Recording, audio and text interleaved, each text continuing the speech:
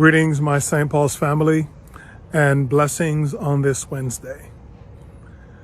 Earlier today, my sister reminded me that today we are observing the 18th anniversary of my father's death. And as I was thinking about that and I was thinking about the church, I recognized that today we also celebrate the feast of Florence Nightingale. She actually died on August 13th, or her feast day is August 12th. I'm assuming probably because there's another lesser feast on the 13th, which is older than Florence, and therefore probably the reason they gave her August 12th.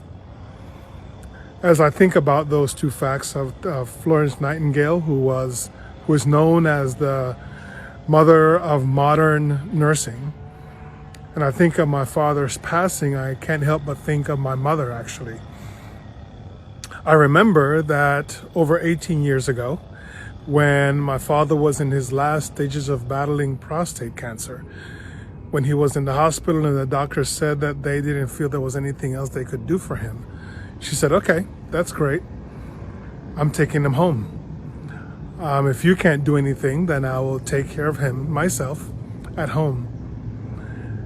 And so she spent his last days caring for him, comforting him, and making sure that his last days were filled with love and care. See, my mother also happens to be a retired nurse. She started working in nursing when she was 17. And I would dare say that though she retired from active paid duty, she continues to do nursing work even to this day, and she will continue to the day she gives her last breath. I care a lot about the field of nursing. Two of my family members, my aunt and my mother, worked in nursing, and I have several other family members who practice nursing throughout their lives. So nursing is dear to my family's life and therefore to my heart.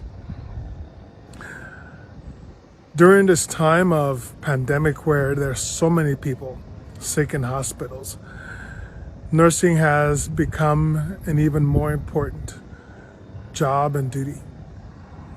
Doctors are doing their thing, maintenance staff and others are doing their thing, but so often nurses are called to be the ones who not only give health care, but loving care to people in hospitals. They tend to be the ones who spend the more time with patients. And therefore today I want to not only give a shout out to all nurses, but I want to ask for all of us to hold in our prayers the field of nursing. So often seen as secondary to MDs, but at the end, they are the backbone that keeps the healthcare profession together.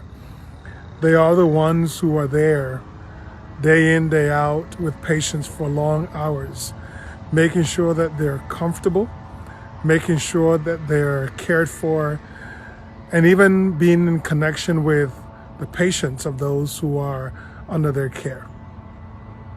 So please raise a prayer for all nurses, for their families, and for all the work that they do. Let us continue to hold them in deep gratitude and making sure that those who may come up who say they want to be nurses are encouraged by us.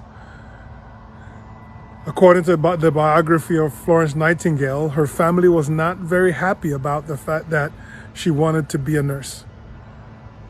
But we are thankful that as we celebrate her, we can also celebrate her tenacity and devotion to this particular field of health and loving care. St. Paul's continue to be blessed. Continue to allow God's Holy Spirit to inspire and guide you. And may you be strengthened by God's grace that enfolds you and carries you through life to do the things that you're inspired to do through the gifts that God has given you. Blessings.